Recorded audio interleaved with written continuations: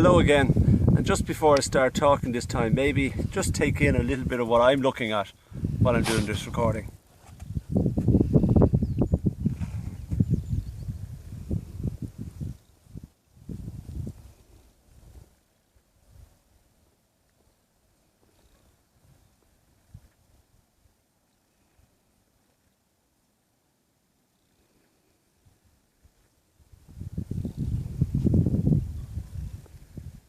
As the story goes, that on the feast of St. Brendan one year up at the top of Brandon, it was a rather wild day, and everything had to be held down on the altar, and it was lashing rain, howling winds, like it was last Friday up there. And after the consecration, the priest said, "Christ has died, Christ is risen, Christ will come again." And an owl fella down the back was heard saying from under his cap, "Christ, I'll never come again." With that little irreverent story, it's probably an introduction to what this section is about, which is a little bit about why we do what we do. And I can't speak for you, I can only speak about this from a personal perspective. You know, many years ago a wise man told me a story. He said that he loved what he did as a teacher. He was really good at what he did. And somebody said to him one day, "I know you love what you do, but why do you do what you're doing?" And I think that we could look at why we're involved with immigrants. Maybe it's a job. Maybe it's just something we like doing. Maybe it's just we get a buzz out of making people feel better. But in my work, and why I'm still involved with it, is I found a much deeper reason for being involved. It's a bit theological, a bit spiritual, but let me explain it to you. And some of you might find it helpful. I find it's the reason why I'm still involved, and how somehow my path, even though I was withdrawn from the Bishop's Commission for Immigrants, how I've still stayed in the work in some ways, because definitely a hand has guided me. You know, when I took over in 2003, shortly afterwards, a document came out from Rome about emigration. It was called Erga Migrantis Caritas Christi, the love of Christ for migrants. I sort of looked up to heaven and said, "Oh God, not more stuff from Rome." But as I had to read the document, I realised it was most interesting. It put the work of migration into a context that I'd never understood before. And when you realise that, you know, some people look to Rome and they say, "Oh my God, all that high-powered stuff." When you realise that every parish across the world, the parishes that have migrants leaving their shores, parishes that have migrants arriving on their shores, villages across the world that have people leaving their homes, when all these people write reports to the Commission for Migrants and Travelling People in Rome, you realise you get a tremendous insight into the issues surrounding migrants. And also you get a lot of conversations and a lot of suggestions as to what's best for them. So the documents from Rome actually reflect the pastoral work of so many and tell the globalising world what needs to be said. And every year in January a letter is read for the World Day of Migrants and Refugees that reflects the current need. Maybe you don't know about it or have never read it, but it's well worth reading. And you wonder why there's such an interest in migrants in Rome. Well, as you know, in Australia a lot of Italians migrated, and the early part of the last century people really felt for them, and they started sending priests to travel with them.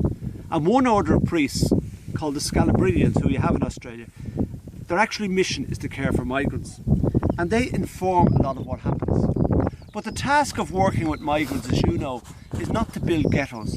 It's to help them integrate into their new environment by bridging those cultural differences, religious differences, social differences, by saying it's okay to believe what you believe coming from where you come from, and it's also okay to move into a new system of belief and understanding in the place you're in. And I suppose those who work with migrants help hold people in that place. I suppose you know about that only too well. But the greatest place that I get inspiration from in terms of caring for migrants is Scripture itself. Jerry Kiven, who was the director of the London Irish Centre, an Oblit father, you know, when he took up his work and he started looking at the work they were doing with migrants and talking about the way the world and the Irish government and people viewed migrants, he took a line from the book of Proverbs which said, "Where there is no vision, the people suffer." And I know I've touched upon that in one of the other snips that I recorded, but the vision, I feel, comes from Scripture. When you look at, for instance, what's going on in Australia about people travelling in boats, and indeed in the Mediterranean where there's more people travelling, the greatest number of people in the world travelling in boats, you just go to Moses. Wasn't he the first boat person?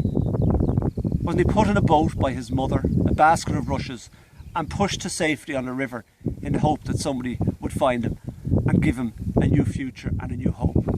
It's what many mothers are doing today with their children, putting them on boats, paying for them to go on boats to give them a new hope and a new future.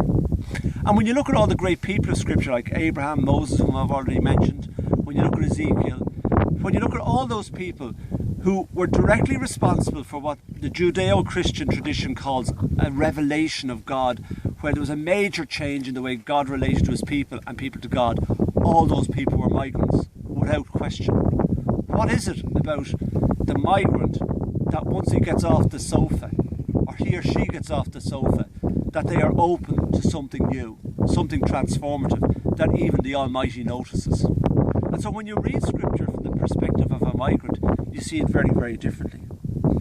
And I suppose the one thing about Scripture as well is that even though we come out with that phrase, we must love our neighbour, it's said about, I think it's not more than 10 times in Scripture, whereas welcome the stranger is said about 50 or 60 times. And what does that mean? Well, the belief was in Scripture that we were strangers ourselves once. That's why we should welcome the stranger. And indeed, we are all strangers at different times in different transitions in our lives. And that's why it's our duty to welcome the stranger. But more importantly, the stranger can reveal something that we need to hear and see. I was on a retreat last year down the Benedictines in Glenstall. Now remember, in Europe, the Benedictines are 1500 years in existence. Most banks are only a couple of hundred years. Businesses now have an average lifespan of 83 years, I believe, according to the Forbes list. So they're doing something right. And one of the rules which was spoken to us was, from the Rule of Benedict, was do everything with consultation and you will have no regrets when the deed is done. And I asked the monk who was doing the presentation about that. He said, what does that mean?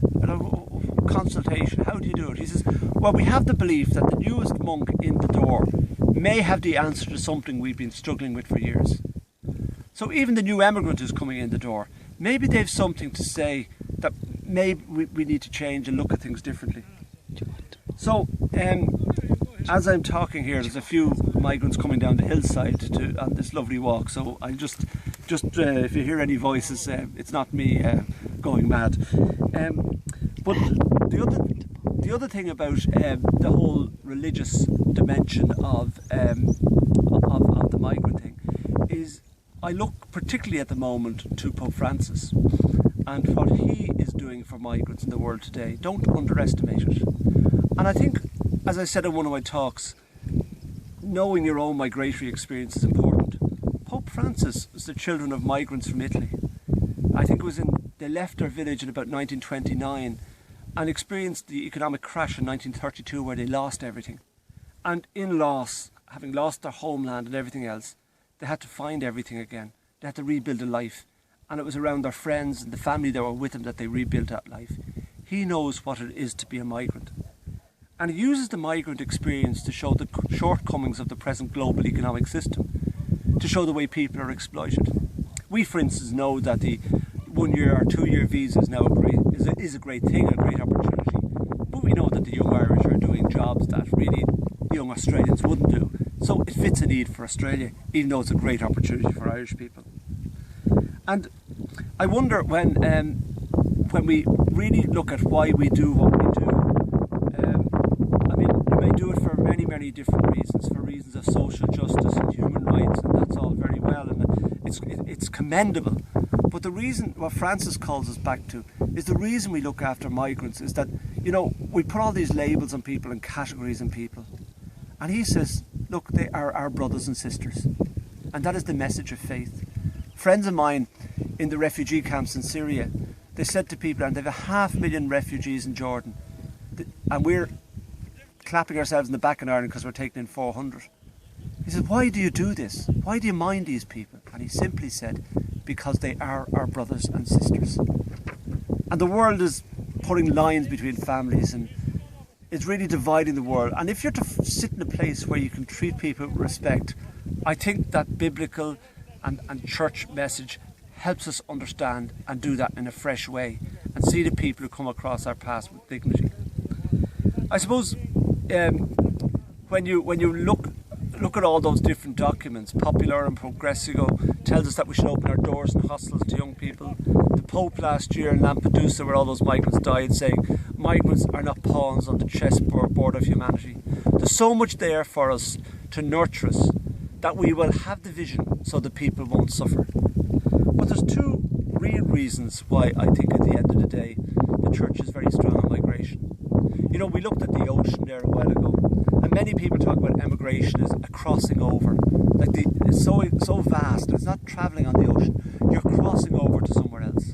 Well, the church says about migration is that, look, as people passing through this world, we're only migrants as we make our way to the true homeland.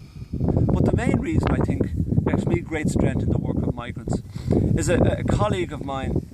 He's Professor of Migration Studies in Notre Dame University, Dan Grudy, and I consider him a great friend now.